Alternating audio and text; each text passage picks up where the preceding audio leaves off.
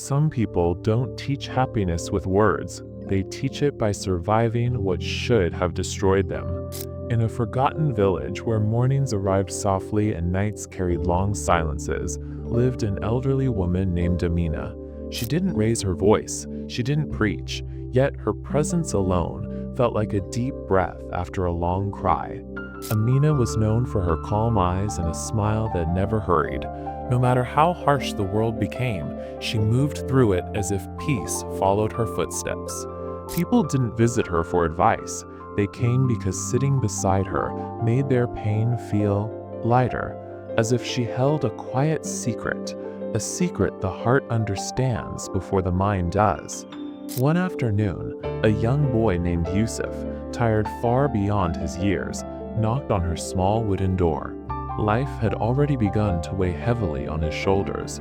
He sat across from her and asked gently, "Everyone struggles, so why do you always look at peace? Don't you ever feel sad?" Amina looked at him, not with pity, but with understanding, the kind earned only through loss. "My child," she said softly, "my life has known more pain than you can imagine, but pain, if you let it, teaches you how to live." She took a slow breath. "When I was young, I loved deeply. My husband and I had little money, but our home was rich with laughter. Then, illness came without warning. We sold everything for his treatment, everything. Still, I could not save him." Her voice did not break, only deepened. "Before my heart could heal, fate returned without mercy. My only son, still a child, he was struck by a speeding car on his way home from school. That evening, I waited for him with warm food and hope, not knowing he would never return." Silence filled the room.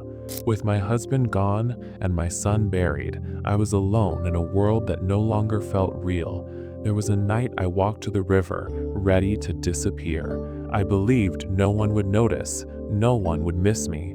She closed her eyes, but something stopped me.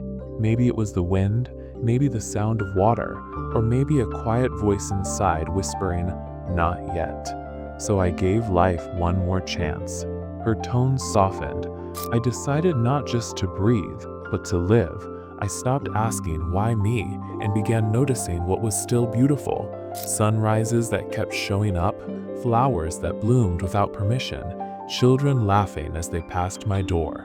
I began sewing again.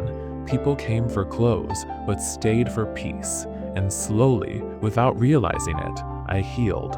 A gentle smile appeared on her face. "I learned something important, Yusuf. Happiness doesn't come from perfect circumstances. It comes from within. You can live in a storm and still choose peace." Yusuf whispered, "And now, are you truly happy?" Amina nodded. "Yes, because I no longer depend on the world to make me happy. Each day, I find something to be grateful for. The birds singing, a stranger smiling, a warm cup of tea. And when darkness returns," she said, "I remind myself, this too shall pass. Pain does not stay forever. Joy always finds its way back." Yusuf left that cottage changed. He began noticing the small things. He understood that peace is not the absence of pain. It is the courage to keep smiling through it. Soon, Amina's story spread through the village. People learned that happiness isn't about a perfect life. It's about finding beauty inside imperfection. She had lost everything, her family, her past, her world, yet she gave everyone something far greater, the wisdom to choose peace, even in the storm. So remember this, life will not always be kind. People will leave, plans will fail, hearts will break, but one choice always remains: how you respond. You can choose bitterness, or you can choose growth. You can cling to pain, or let the light in. Happiness is never found outside of you. It begins the moment you decide to see the good, even when life feels unfair. And if stories like this move something inside you, if they help you pause, reflect, and grow, then Pocket Philosophy is a place made for you. A quiet space for wisdom, meaning, and the kind of truths that stay with you. So live with gratitude, Smile even when it's hard, because choosing happiness will always be in your hands. Until next time, stay gentle with your heart.